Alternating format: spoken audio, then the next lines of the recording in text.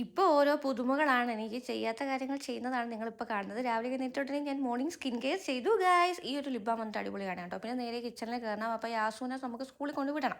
അതിന് മുന്നേ നമുക്ക് കടല എടുത്ത് വേവിക്കാൻ വെച്ചു. പിന്നെ ഞാൻ കൊണ്ട് പേപ്പർ കത്തിക്കാൻ പോയി. നോർമലി ഇത് ഇക്കാടെ ജോബാണ്.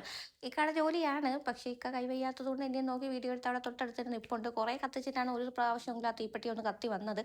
പിന്നെ എല്ലാം കത്തിച്ചിരുന്നപ്പോഴത്തേനും കൊതു വന്ന് എന്നെ കുത്തലോട് കുത്തൽ. പിന്നെ അതിനെല്ലാം മാറ്റിയിട്ട് നേരെ മുകളിൽ വന്ന് പ്ലാസ്റ്റിക് വേസ്റ്റ് എല്ലാം കൊണ്ട് താഴെ വെച്ചു. ഞാനിപ്പോൾ വീടെല്ലാം കൂടെ ഒന്നേന്ന് പറഞ്ഞ് ക്ലീൻ ആക്കിക്കൊണ്ടിരിക്കുവാണ്. പിന്നെ വന്ന് ചൂടോടെ ചായ കുടിച്ചു. പിന്നെ നേരെ കിച്ചണിൽ കയറി. അപ്പോൾ നോക്കിയപ്പോഴത്തേനും ഞാൻ തലയിൽ നാട്ടി വെച്ച അപ്പത്തിൻ്റെ മാവ് നന്നായിട്ട് പുളിച്ചു വന്നിട്ടുണ്ട്. അങ്ങനെ അതൊക്കെ നോക്കി നേരെ കടലക്കറി വെക്കാൻ പോയി. ഇതെല്ലാം കഴിഞ്ഞിട്ടുള്ള പണിയാണ് പണി. യാസൂനെ വിളിച്ച് എഴുന്നേൽപ്പിക്കണം. പുള്ളിക്കാരത്തേക്ക് സ്കൂളിൽ പോകാൻ വയ്യ. എന്നെ പോണ്ട, എനിക്ക് ഉറങ്ങണം എന്നൊക്കെയാണ് പറയുന്നത്.